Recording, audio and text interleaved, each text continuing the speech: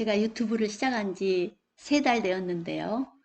첫 영상에서 이야기했듯이 결혼 정년기를 둔 아들이 있습니다. 그 아들의 아파트 청약에 관심을 가지면서 공부한 것을 공유해보자 라는 것이 동기였습니다.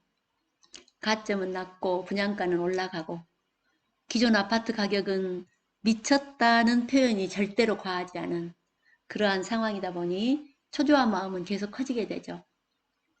다행인지 아닌지 모르지만 최근에는 아파트 가격이 내려가지 않을까 걱정하는 목소리들이 솔솔 나오고 있기는 한데요. 그런데 요즘 아파텔이 핫하다고 하는군요. 그래서 모두들 기다리고 있는 동탄 디에트르에 오피스텔도 청약을 해야 하나 하는 생각에 이르렀습니다. 앞서 분양한 판교 벨리자이를 보고 청약률을 보고 다들 놀라셨죠? 저도 마찬가지입니다. 그래서 오피스텔의 장단점 살펴보고 저의 생각을 정리해 볼까 합니다.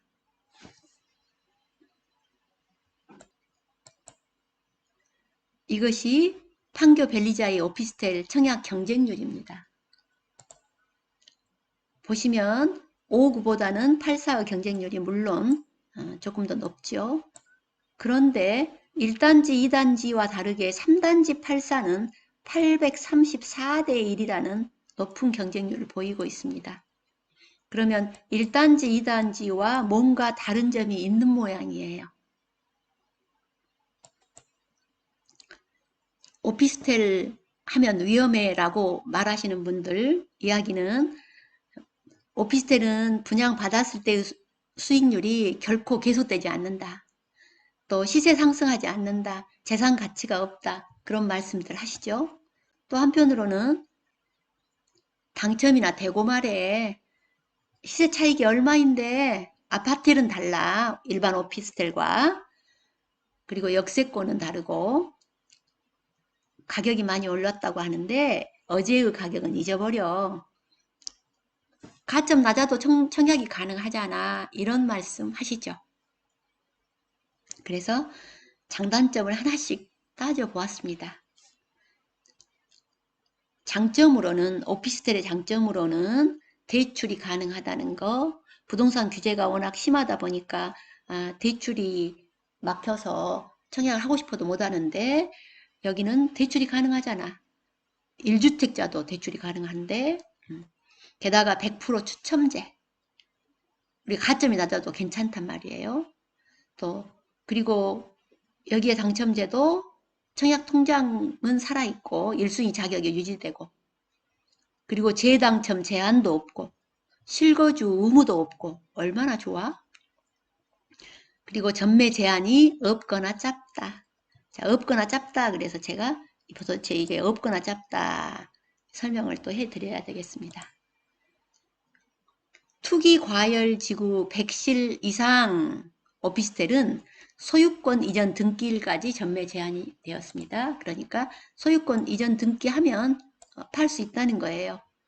그러면 우리가 투기 과열 지구에서 지금 뭐 10년 뭐 그러잖아요. 제한이 전매 제한이 물론 가격에 따라 다르지만요.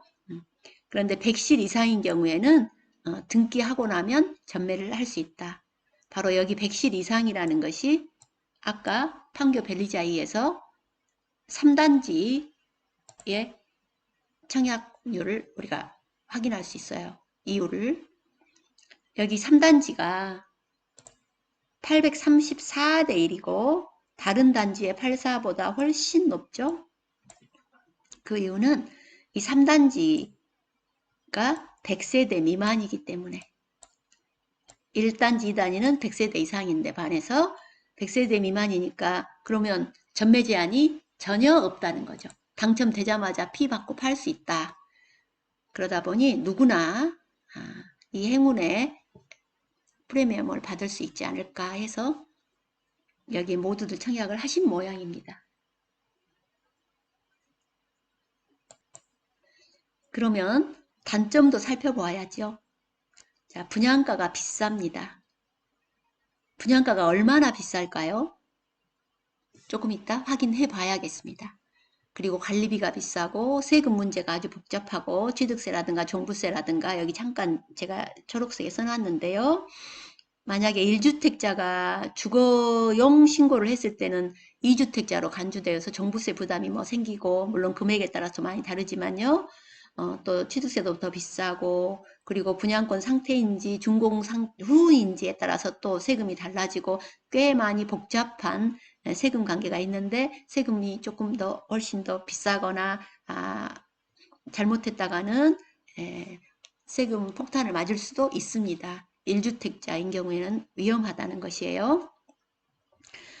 그리고 과연 재산 가치 상승이 있나 가격 상승을 할 것인지 그런 문제 그리고 대출 이율이 아파트보다는 좀 더 높다는군요. 또 황금성도 고려해 봐야 된다. 이런 단점이 있습니다. 그러면 첫 번째 가격이 비싸다고 했는데 가격을 한번 알아보겠습니다. 이거는 판교 벨리자이 오피스텔과 아파트 비교입니다. 오피스텔 84A의 고층이 10억 7,300이었습니다. 아파트 84 고층이 8억 5,600이었습니다. 많은 차이가 나죠? 물론 아파트의 발코니 확장비 그리고 여러 가지 옵션의 비용은 아파트에서 내야 되죠. 아파트 분양할 때는 오피스텔은 없고요. 그렇지만 이 발코니 확장비, 뭐 에어컨비 이거 다 해도 이거 얼마나 되겠습니까? 이 금액에 비하면 모두 합쳐도 지금 이것만 해도 뭐 이거 해서 다 한다고 해도 한 뭐 1,500 모두 다 한다고 해서 이게 9억이 넘지는 않겠죠?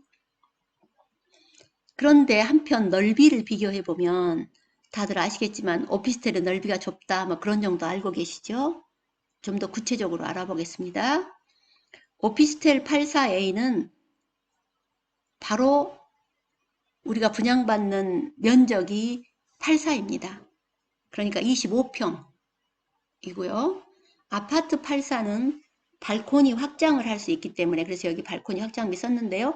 발코니 확장을 하게 돼서 우리가 주거하는 면적은 약 35평 정도 됩니다. 10평 차이나 됩니다.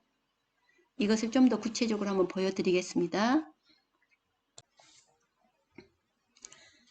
이것이 판교 벨리자이 오피스텔 84와 아파트 84의 평면도입니다.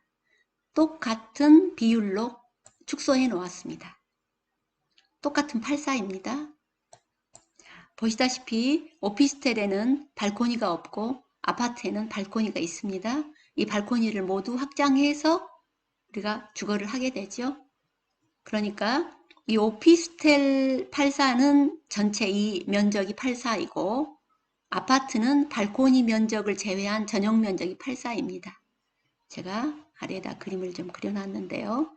자, 이 면적, 여기 넓이가 84입니다. 제가 여기 측정해 놓았는데요. 이 프로그램이 측정을 해주니까요. 자, 그러면 제가 얘를 조금 움직여 볼게요. 이렇게 움직이면 넓이가 면적이 달라지잖아요. 그래서 제가 84가 되는 정도로 이렇게 84에 가깝게 제가 정확하게 완전히 정밀하다고 볼 수는 없지만 같은 비율로 축소해 놓았습니다. 자, 여기 이 내부가 84입니다. 전용 면적입니다. 발코니 지금 발코니 2와 발코니 1이 있습니다. 이 두 개의 면적을 합하면 33.20 뭐 대략 그렇습니다. 물론 여기서 조금만 움직이면 넓이가 달라지기 때문에요. 제가 이제 이 정도 한 약 33 정도 되지요. 그러면 이제 전용 면적에다가 아파트는 이 발코니 면적 두 개를 합해서 전체 넓이가 되는 거예요. 지금 이 면적 앞에 발코니이고 이게 뒤에 발코니입니다. 이 두 개를 합했을 때 이것이 되는 거예요. 그러면 이 면적은 약 33제곱미터가 되니까요. 여기 지금 센티미터로 나와 있지만 이게 100분의 1로 축소한 것입니다. 그래서 제곱미터입니다. 33제곱미터면 우리가 3.3 제곱미터가 한 평이기 때문에 약 10평이 되는 거예요.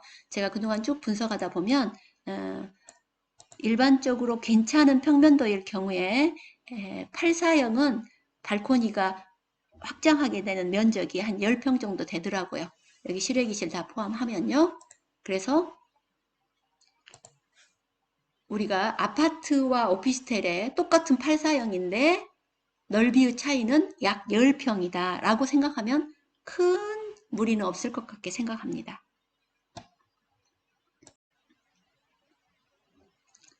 자, 그러면 분양가는 훨씬 더 비싸고 넓이는 10평이나 좁고 그럼에도 불구하고 오피스텔에 청약이 몰리는 이유가 무엇일까요? 아까 살펴본 바와 같이 이러한 장점이 있기 때문이라는 거예요. 그리고 아까 판교 벨리자이의 100세대 미만인 경우에는 바로 당첨되자마자 피를 받고 팔 수도 있고 그리고 요즘에는 오피스텔이 아니라 아파텔이라고 해서 큰 평수가 있기 때문에 아파트를 대체할 수도 있고 주택 수에 불포함이 돼서 청약시 무주택자로 간주도 되고 이러한 여러 가지 장점이 있기 때문이다.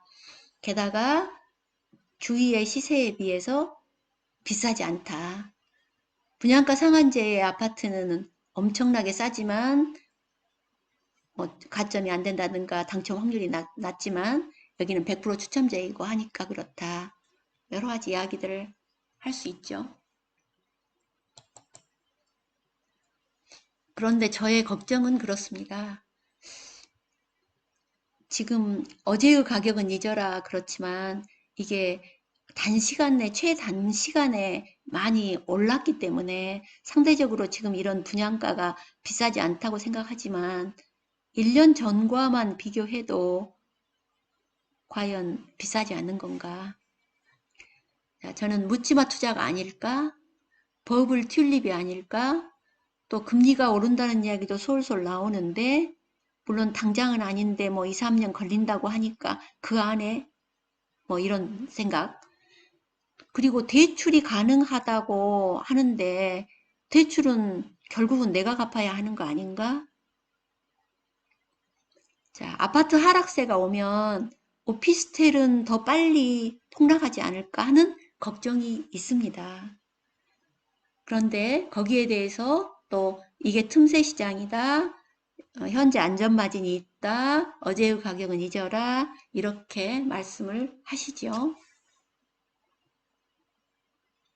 자, 또 이제 실패하지 않는 오피스텔 이런 곳을 찾아라. 그런 얘기들도 많이 있습니다. 그러니까 실패하지 않기 위해서는 입지 좋은 초역세권을 찾아라. 그리고 세대수가 적으면 가격도 형성이 안 될 뿐더러 관리비도 비싸게 되고 그러니까 200세대 이상을 찾아라. 그리고 아파텔이라고 하는 원룸 같은 데 말고 아파트를 대체할 수 있는 넓은 오피스텔을 찾아라. 그 다음에 아까 1주택자 이상은 뭐 종합부동산세라든가 여러 가지 세금의 문제가 나중에 크게 문제가 될 수도 있으니 무주택자는 괜찮겠다. 그리고 실수요자라면 여기서 실거주하면서 아파트 청약을 할 수 있고 하니까 하여라. 이런 얘기들이 결론이라고 볼 수 있어요. 그런데 제가 이제 저의 결론은 그렇습니다. 이 아파텔이라는 것은 건설사에겐 확실한 수익이다. 아파트에서 못 받는 분양가를 오피스텔로 충분히 보상을 받겠다.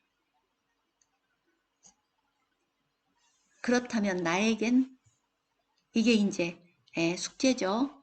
제가 과연 동탄역 디에트르 오피스텔에 청약을 해야 하는 건지 말아야 하는 건지 나에겐 과연 수익인가 이익인가 실수요인가. 자, 동탄역 다시 한번 살펴보면요.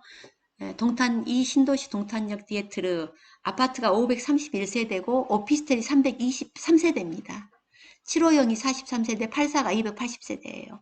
그런데 이 오피스텔이 애초부터 이렇게 계획을 세웠던 건 아니고 애초에는 22형이죠. 22, 26, 35, 63, 그리고 84 이렇게 작은 평수부터 주로 그동안 오피스텔이 그랬죠. 원룸이나 투룸 같이 그랬는데 보니까 사람들이 크게 지어야 인기가 있고 또 아파트를 대체할 수 있고 청약률이 높고 하다 보니까 7484형으로 이 전체가 885였던 것을 323호로 변경하였어요. 그러니까 평형형 작은 평형을 없앴다는 거죠. 세대수가 훨씬 줄어들었잖아요.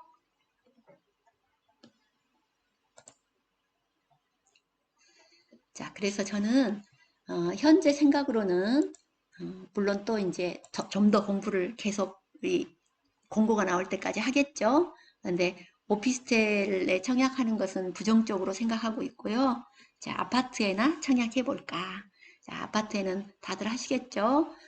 그런데도 저희 아이가 화성에 살지 않기 때문에 해당 지역이 아니고 그리고 가점이 높지 않기 때문에 84 이하, 85 이하에는 해당이 되지 않아요. 그래서 백이형의 이 161세대를 보고 청약을 해야 되나 하고 있는데요. 여기 동탄 2 신도시 경우 투기과열지구와 공공택지지구 그리고 부장가 상한제가 적용이 되고 그래서 전매 제한도 있고 실거주 의무가 있고요. 2년 가입해야 되고 통장 24회 H금액도 거주주 기준으로 충족해야 하고 이런 건 다 아시는 내용이고요.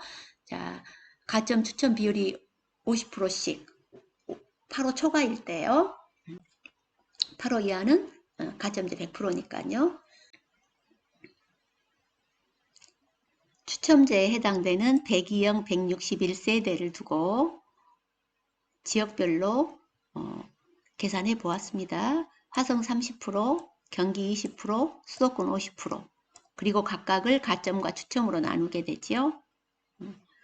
그러니까 이제 저희 아이는 여기 수도권에 79세대 중에 가점이 낮으니까 추첨에 39세대.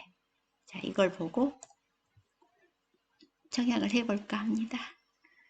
이상입니다.